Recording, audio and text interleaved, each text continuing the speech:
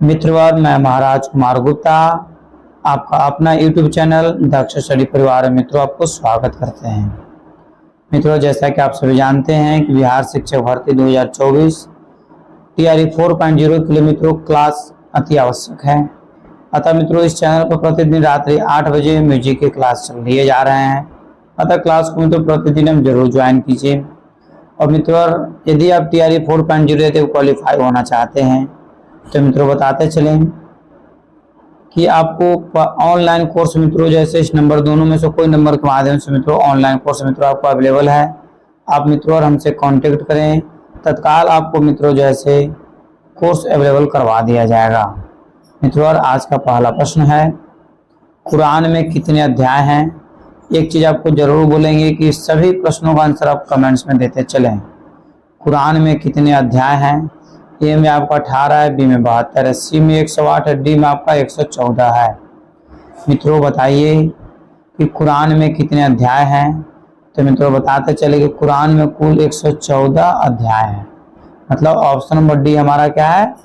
सही है। अगला प्रश्न मित्रों, भारत में सूफी विचारधारा क्या विधिवत प्रचार किसके द्वारा हुआ?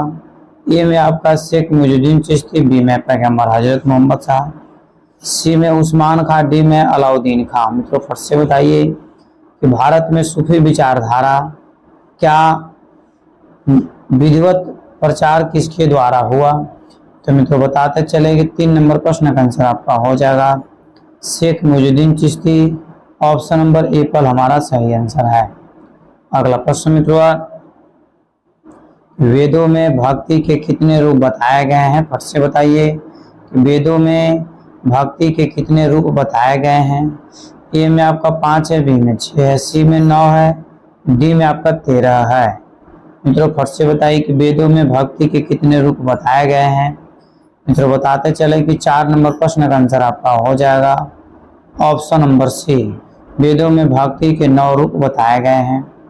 अगला प्रश्न मित्रों, निम्न में से कौन सा ग्रंथ तानसेन की रचना है? ए में आपके गणेश स्तोत्र, बी में संहिता, सी में अमृतवाणी, डी में आपका शारदा है। मित्रों फट से बताइए कि निम्न में से कौन सा ग्रंथ तानसेन की रचना है? तो आपको बताते चले कि 5 नंबर प्रश्न का आंसर आपका हो जाएगा गणेश स्तोत्र। ऑप्शन नंबर ए पर हमारा सही आंसर है। मित्रों, यदि इस चैनल पर पहली बार विजिट कर रहे हैं तो इसे अपने स्टडी ग्रुप में जरूर शेयर कर दें। और मित्रों आप इसे अपना स्टेटस में प्रतिदिन जरूर लगाया करें ताकि सभी लोग देख सके और सभी लोग अग्रसर आगे की ओर बढ़ सकें। प्रश्न आपका है, दरबारी राग का आविष्कार किसने किया? ए में आपका अमीर खुसरो, बी में मित्रों अलाउद्दीन खां, सी में हरिदास, डी में आपका तानसेन। 6 नंबर प्रश्न का मित्रों आंसर आप जरूर बताइए कि दरबारी राग का आविष्कार किसने किया? मित्रों बताते चले कि दरबारी राग का जो मित्रों आविष्कार किया है उनका नाम है तानसेन। मतलब ऑप्शन नंबर डी हमारा सही आंसर है। अगला प्रश्न मित्रों केयर कीजिएगा, धमार ताल का आविष्कार किसने किया? ए में आपका तानसेन, बी में बैजू बावरा, सी में स्वामी हरिदास, डी में सिद्धार्थ खां। मित्रों फट से बताइए कि धमार ताल का आविष्कार किसने किया? अति महत्वपूर्ण प्रश्न मित्रों कि धमार ताल का आविष्कार किसने किया? मित्रों बताते चलें कि धमार ताल का जो मित्रों आविष्कार किया है इस प्रकार मित्रों इस प्रश्न का आंसर आपका हो जाएगा बैजू बावरा। ऑप्शन नंबर बी हमारा सही आंसर है। मित्रों अगले प्रश्न पर खेल कीजिएगा, तान तरंग खां किसके पिता कौन थे? तान तरंग खां के पिता कौन थे?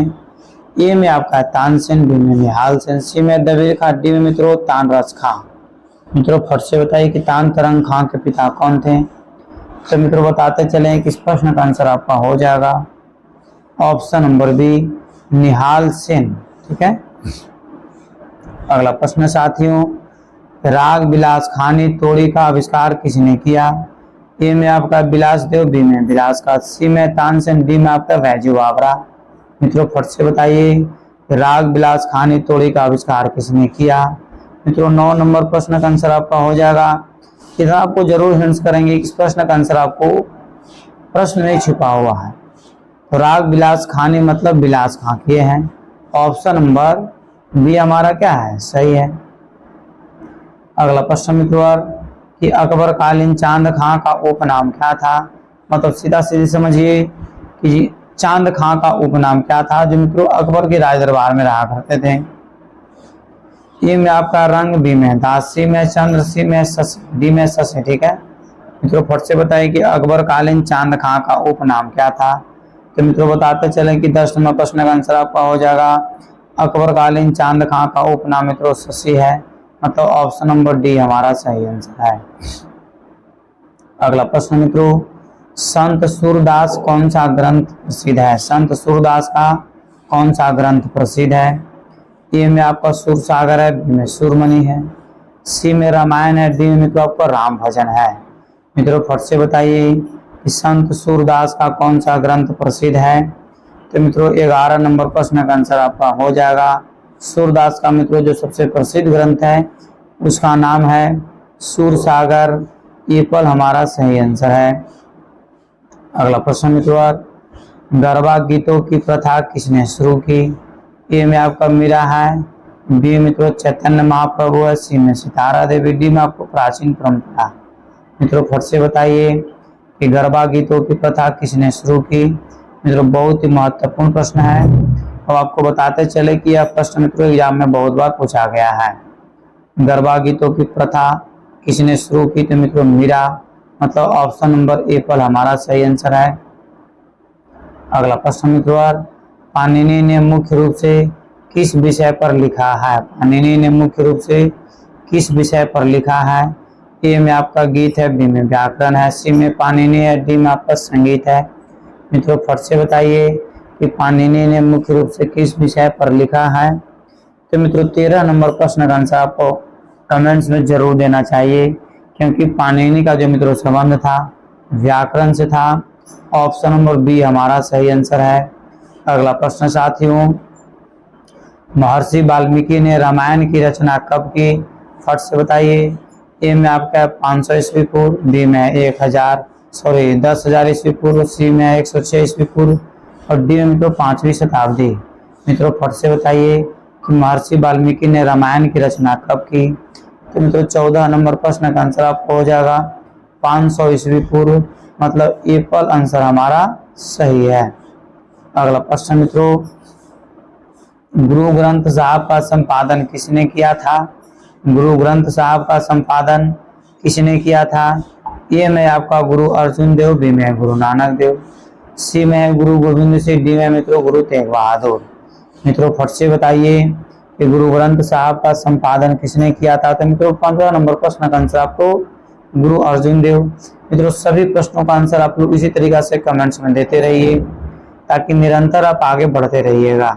मित्रों एक बात आपको जरूर बोलेंगे कि यदि जीवन में सफलता पाना चाहते हैं तो मित्रों प्रतिदिन एक टारगेट फिक्स कीजिए और उस टारगेट को मित्रों पूरा करने में अपना पूरा दिन लगा दीजिए। आगे आने वाला समय आपका ऑटोमेटिक सही हो जाएगा। प्रश्न आपका है कि वात्स्यायन ने कितनी कलाएं कही है। वात्स्यायन ने कितनी कलाएं कही है। ए में आपका 50 है, बी में 11 है, सी में 107 है, डी मित्रों 64 है। मित्रों फट से बताइए कि वात्स्यायन ने कितनी कलाएं कही है। तो मित्रों 16 नंबर प्रश्न का आंसर आपका हो जाएगा ऑप्शन नंबर डी 64 कला का मित्रों वात्स्यायन साहब वर्णन किए हैं। ऑप्शन नंबर डी हमारा सही है। अगला प्रश्न आपका है ललित कलाएं कितनी मानी गई है। ए में आपका 6 है, बी में 5 है, सी में 7 है, डी में आपका सी में 4 है, डी में आपका 3 है। फट से मित्रों बताइए कि ललित कलाएं कितनी मानी गई है। तो मित्रों 17 नंबर प्रश्न का आंसर आपका हो जाएगा ललित कलाएं की कुल संख्या जो है मित्रों 4 है। मतलब ऑप्शन नंबर मित्रों ध्यान दीजिएगा, गलत बोला गया, ध्यान दीजिए मित्रों। ललित कलाएं कितनी मानी गई है। तो मित्रों ललित कलाएं कुल जैसे 5 मानी गई है। ऑप्शन नंबर बी हमारा सही आंसर है। ठीक है, कौन सी है ललित कलाएं कुल कितनी है। तो 5 है। अगला प्रश्न है धारण मातृका नामक कला का अर्थ है। धारण मातृका नामक कला का अर्थ है। ए में आपका स्मरण बढ़ाना, बी में गहने धारण करना, सी में यंत्र बनाना, डी मित्रों माँ का प्यार पाना। और से मित्रों बताइए कि धारण मातृका नामक कला का अर्थ है। तो मित्रों 18 नंबर प्रश्न का आंसर आपका हो जाएगा स्मरण बढ़ाना। ऑप्शन नंबर ए पर हमारा सही आंसर है। अगला प्रश्न मित्रों कि ट्रम्पेट एक डॉट डॉट डॉट वाद्य है। ट्रम्पेट मित्रों एक वाद्य है, किस वाद्य के अंतर्गत आएगा? ए में आपका घन है, बी में सुशीर है, सी में अवनद है, डी में आपका तत् है। मित्रों फट से बताइए कि ट्रम्पेट मित्रों कौन से वाद्य के अंतर्गत आएगा? तो मित्रों 19 नंबर प्रश्न का आंसर आपका हो जाएगा सुशीर। सुशीर कहने का मतलब है कि ऑप्शन नंबर बी हमारा क्या है? सही है। अगला प्रश्न साथियों, अदा रंग का वास्तविक नाम क्या था?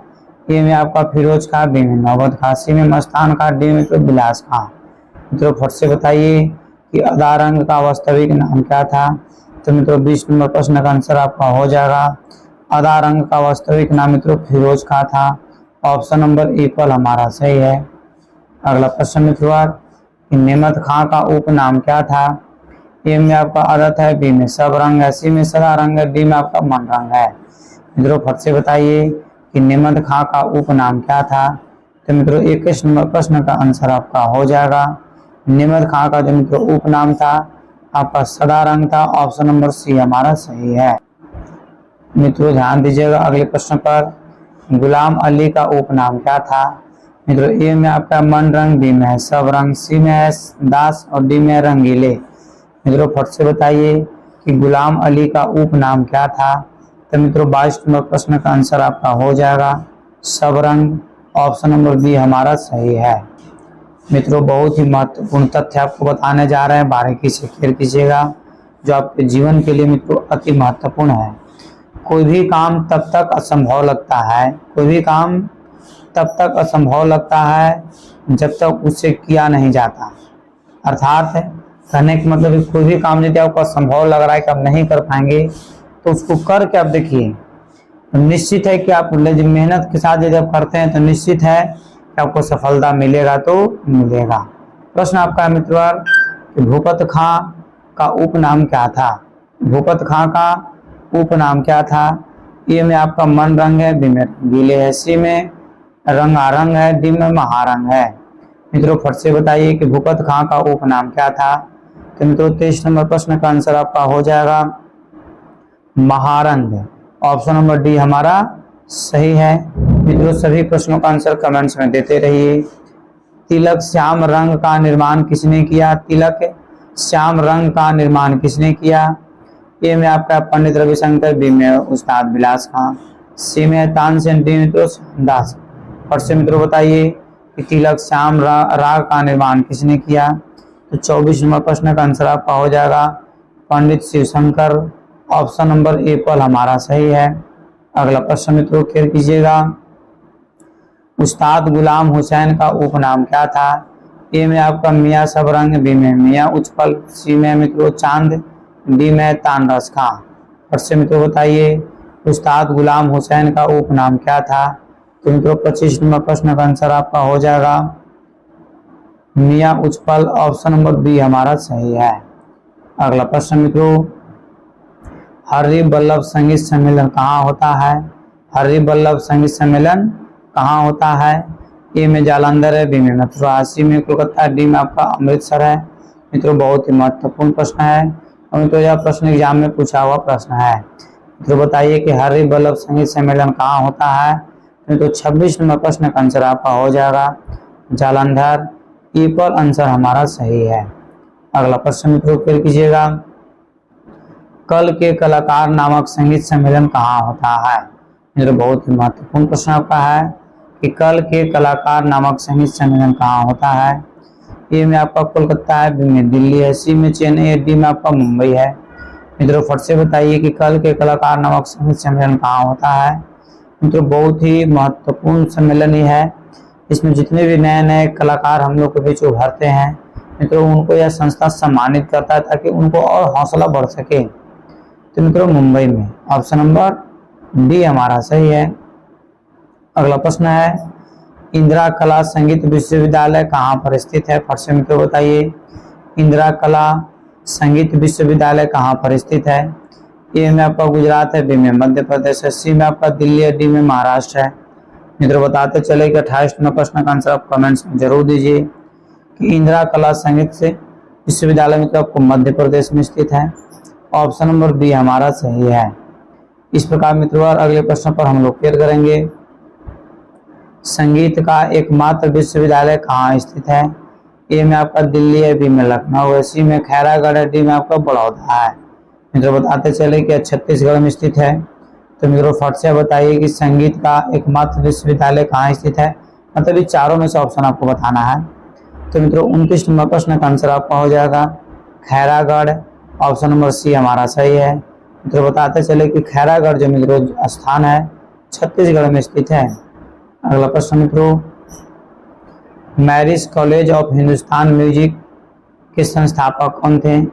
ए में आपका बी एन भारतखंडे साहब, बी में आपका बी डी पलुस्कर साहब, सी में पंडित रविशंकर साहब और डी में उस्ताद अलाउद्दीन खान। और से मित्रों बताइए कि marriage college of Hindustani music के संस्थापक कौन थे? मित्रों बताते चलें कि 30 नंबर प्रश्न का आंसर आपका हो जाएगा बी एन भारतखंडे साहब। एप्पल आंसर हमारा सही है।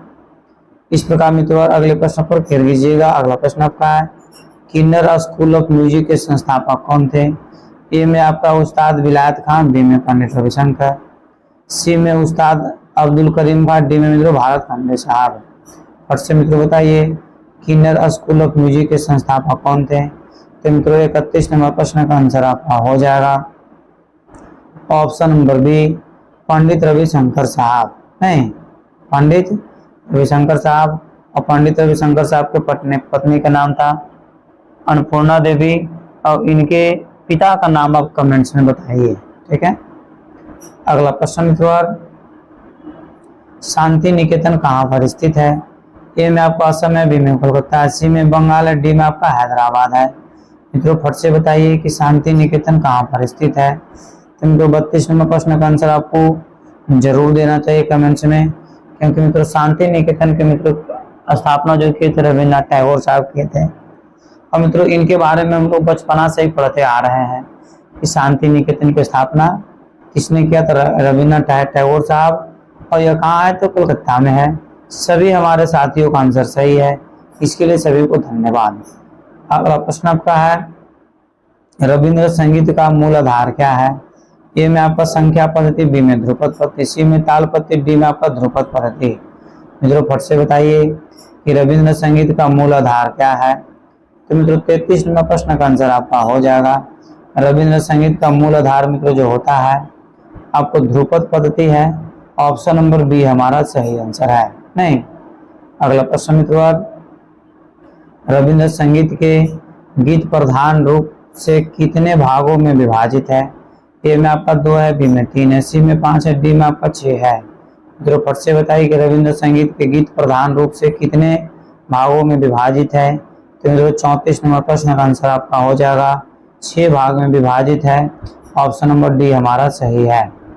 अगला प्रश्न मित्रों फिर कीजिएगा कि दक्षिणी संगीत में एक स्वर को छोड़कर दूसरे स्वर को गाना सा ग सा मा कौन सा गमक है? ए में डालू है, बी में आतम है, सी में मूर्छना, डी मित्रों कंपितम है। मित्रों फट से बताइए कि 35 नंबर प्रश्न का आंसर क्या होगा। तो मित्रों बताते चले कि 35 नंबर प्रश्न का आंसर हो जाएगा डालू। ऑप्शन नंबर एप्पल हमारा सही है। अगला प्रश्न मित्रों कि सा रे रे रे यह किस गमक का उदाहरण है? ठीक है, मतलब दक्षिणी पद्धति में बताना है। आहतम, स्फुरितम, प्रत्याहतम और डी में मित्रों शिवपुच्छम। मित्रों फट से बताइए कि 36 नंबर प्रश्न का आंसर क्या होगा। मित्रों 36 नंबर प्रश्न का आंसर हो जाएगा शिवपुच्छम। ऑप्शन नंबर डी हमारा सही है। अगला प्रश्न मित्रों ध्यान दीजिएगा, बारीकी प्रश्न आपका मित्रों ध्यान दीजिएगा कि पश्चात जगत में वाद्यों को कितने भागों में बांटा गया है। अब यह प्रश्न आपको कमेंट्स में आंसर जरूर देना चाहिए कि पश्चात जगत में वाद्यों को कितने भागों में बांटा गया है। ए में 4 है, बी में ए में 3 है, बी में 4 है, सी में 5 है, डी में आपका 6 है।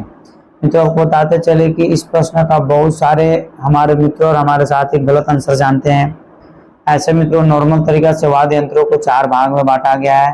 परंतु मित्रों पाश्चात्य जगत में जो है वाद्य को 6 भाग में बांटा गया है।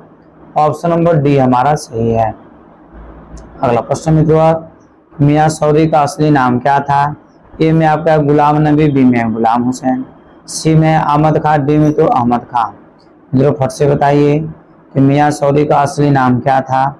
तो मित्रों बताते चले कि 38 नंबर प्रश्न का आंसर हो जाएगा मियां सौरी का असली नाम क्या था। बताते रहिए, एकदम धूम मचा दीजिए धर के।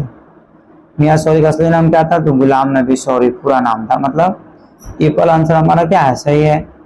अगला प्रश्न मित्रों, मीरा किस काल में हुई थी? मीरा किस काल में हुई थी? ए में आपका बाबर काल, बी में अकबर काल, सी में जहांगीर काल, डी में आपका हुमायूं काल। मित्रों फट से बताइए कि मीरा किस काल में हुई थी। तो मित्रों 39 नंबर प्रश्न का आंसर आपका हो जाएगा। मीरा का जो मित्रों संबंध था अकबर के काल में था। ऑप्शन नंबर बी हमारा सही आंसर है। मतलब अकबर मित्रों हमारा सही आंसर है।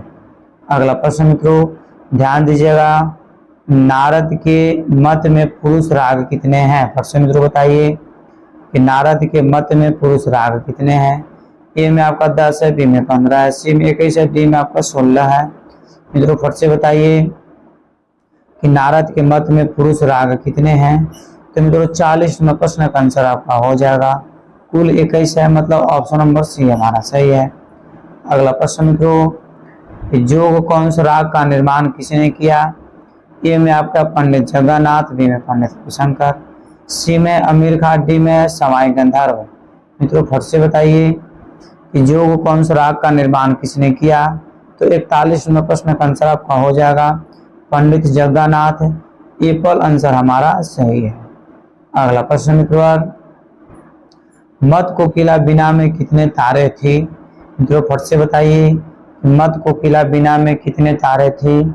ए में आपका 10 है, बी में 11 है, सी में 20 है, डी में आपका 21 है। मित्रों फट से बताइए कि मत कोकिला बीना में कितने तारे थी। तो मित्रों 42 नंबर प्रश्न का आंसर आपका हो जाएगा ऑप्शन नंबर डी, मतलब 21 नहीं, ऑप्शन नंबर डी हमारा क्या है? सही है। अगला प्रश्न मित्रों, सितार का पहला तार किस स्वर में मिला होता है? ए में आपका सा है, बी में म है, सी में प है, डी में आपका ग है। मित्रों फट से बताइए कि सितार का पहला तार किस स्वर में मिला होता है। मित्रों 43 नंबर प्रश्न का आंसर आपका हो जाएगा ऑप्शन नंबर बी, मतलब म हमारा सही आंसर है। अगला प्रश्न मित्रों, विचित्र बीना में बाएं हाथ की उंगलियां के स्थान पर किसका प्रयोग किया जाता है? ए में बट्टे का, बी में गज का, सी में लकड़ी का, डी में आपका मिजराब का। मित्रों फट से बताइए कि विचित्र बीना में बाएं हाथ की उंगलियों के स्थान पर किसका प्रयोग किया जाता है। तो मित्रों 44 नंबर प्रश्न का आंसर आपका हो जाएगा बट्टे का। मतलब ऑप्शन नंबर इक्वल हमारा सही है। अगला प्रश्न है, ध्यान दीजिएगा मित्रों कि बीना में कितने पर्दे होते हैं। इससे मित्रों बताइए बीना में कितने पर्दे होते हैं। ए में आपका 21 है, बी में 22 है, सी में 23 है, डी में आपका 24 है। मित्रों फट से बताइए बीना में कितने पर्दे होते हैं। तो मित्रों 45 नंबर प्रश्न का आंसर आपका हो जाएगा बीना में मित्रों कुल 24 पर्दे होते हैं। ऑप्शन नंबर डी आंसर हमारा सही है। अगला प्रश्न मित्रों, बांसुरी के सभी छिद्र बंद करने पर कौन सा स्वर बजता है। मित्रों बहुत ही महत्वपूर्ण प्रश्न आपका है कि बांसुरी के सभी छिद्र बंद करने पर कौन सा स्वर बजता है। ए में आपका सा है, बी में म है, सी में प है, डी में आपका कोई नहीं। मित्रों फट से बताइए बांसुरी के सभी छिद्र यदि बंद कर दिया जाए तो कौन सा स्वर का मित्रों निर्माण होगा या कौन सा स्वर मित्रों बजता है। तो मित्रों प स्वर का निर्माण होता है। ऑप्शन नंबर सी हमारा सही आंसर है। अगला प्रश्न मित्रों, रुद्र ताल का संबंध किस रस से जोड़ा गया है। ए में आपका करुण है, बी में वीर है, सी में हास्य है, डी में आपका रौद्र है। मित्रों बताते चलें इस प्रश्न का आंसर आपको जरूर कमेंट्स में देना चाहिए कि रुद्र ताल का संबंध किस रस से जुड़ा हुआ है। तो मित्रों बताते चलें कि रुद्र ताल का संबंध जो है मित्रों वीर रस से है। ऑप्शन नंबर बी हमारा सही आंसर है। अगला प्रश्न मित्रों, वाद्यों का स्वतंत्र वादन क्या कहलाता है। ए में आपका निर्गीत वादन है, बी में संगीत वादन है, सी में मित्रों आपका जो है वादन यंत्र है, और डी में आपका तंत्री वादन है। मित्रों फट से बताइए कि वाद्यों का स्वतंत्र वादन क्या कहलाता है। मित्रों 48 नंबर प्रश्न का आंसर आपका हो जाएगा निर्गीत वादन। ऑप्शन नंबर ए पर हमारा सही है। इस प्रकार मित्रों अगले प्रश्न पर खेल कीजिएगा। शरीर के शास्त्रकारों ने, ठीक है, किस नाम से संबोधित किया है। मित्रों फट से बताइए कि शरीर को शास्त्रकारों ने किस नाम से संबोधित किया है। ए में आपका शरीर है, बी में गात्र बिना है, सी में मानव बिना है, डी में आपको गण युक्त शरीर। तो मित्रों बताते चले 49 नंबर प्रश्न का मित्रों आंसर कमेंट्स में देना बहुत महत्वपूर्ण है, क्योंकि मित्रों बहुत ही महत्वपूर्ण प्रश्न आपका है।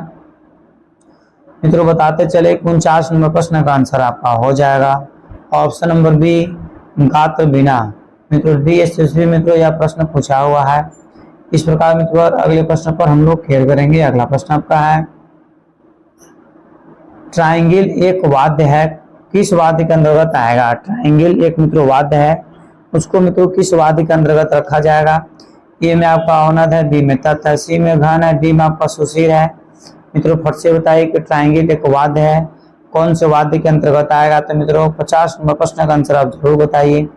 तो ट्राइंगल जो मित्रों वाद्य है मित्रों घन का बना होता है, धातु का, अर्थात घन वाद्य के अंतर्गत मित्रों आ जाएगा। ऑप्शन नंबर सी हमारा सही है। नहीं, इस प्रकार हम लोग अगले प्रश्न को मित्रों क्लियर करेंगे। प्राचीन कला केंद्र कहाँ पर स्थित है। मित्रों बहुत महत्वपूर्ण प्रश्न आपका है कि प्राचीन कला केंद्र कहाँ पर स्थित है। ए में आपका दिल्ली है, बी में कोलकाता, सी में चंडीगढ़, डी में मित्रों तिरुवनंतपुरम है।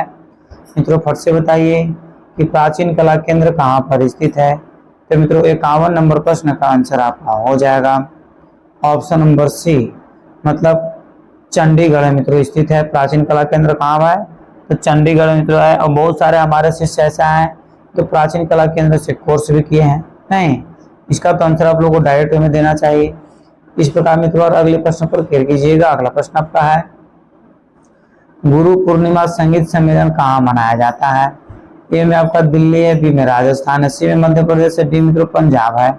मित्रों फट से बताइए कि गुरु पूर्णिमा संगीत सम्मेलन कहाँ मनाया जाता है। तो मित्रों बताते चले कि 52 नंबर प्रश्न का आंसर आपका हो जाएगा मध्य प्रदेश में। ऑप्शन नंबर सी हमारा सही आंसर है। मित्रों यह आज का अंतिम प्रश्न है, ठीक है, कि संगीत नामक पत्रिका कहाँ से प्रकाशित होती है। मित्रों इस प्रश्न का आंसर आप कमेंट्स में जरूर बताइए कि संगीत नामक पत्रिका कहाँ से प्रकाशित होती है। मित्रों ए में आपका हाथरस है, बी में इलाहाबाद है, सी में दिल्ली है, डी में आपको कोलकाता है। मित्रों बताते चले कि संगीत नामक पत्रिका मित्रों हाथरस से प्रकाशित होती है। ऑप्शन नंबर ए पर आंसर हमारा सही है। और मित्रों बताते चले कि हाथरस कहाँ है। मित्रों हाथरस एक जगह का नाम है बनारस में, ठीक है, वहीं से मित्रों आपको प्रकाशित होती है। और बनारस मित्रों बहुत ही धार्मिक स्थल भी है और संगीत के क्षेत्र से मित्रों बहुत मैंने पुराना समय से संगीत के क्षेत्र में बनारस रहा है। इस प्रकार मित्रों जैसे ध्यान दीजिए, सभी प्रश्नों का मित्रों यहाँ पर आंसर आपको प्रस्तुत कर दिया गया। मित्रों आप इसे स्क्रीनशॉट लेकर करके आंसर मिलाइए और मित्रों लास्ट में आप हमें जरूर बताइए कि कितने प्रश्नों का आंसर आपका सही हुआ। क्योंकि मित्रों जो आपको नोट करने का और जो लिख कर पढ़ने का जो आपको आदत हो जाएगा, तो लिख कर पढ़ना और याद करना है मित्रों सबसे महत्वपूर्ण और सबसे अच्छा आदत होता है। अतः मित्रों आप प्रतिदिन इस काम को हमारे साथ रात्रि 8 बजे जरूर कीजिए।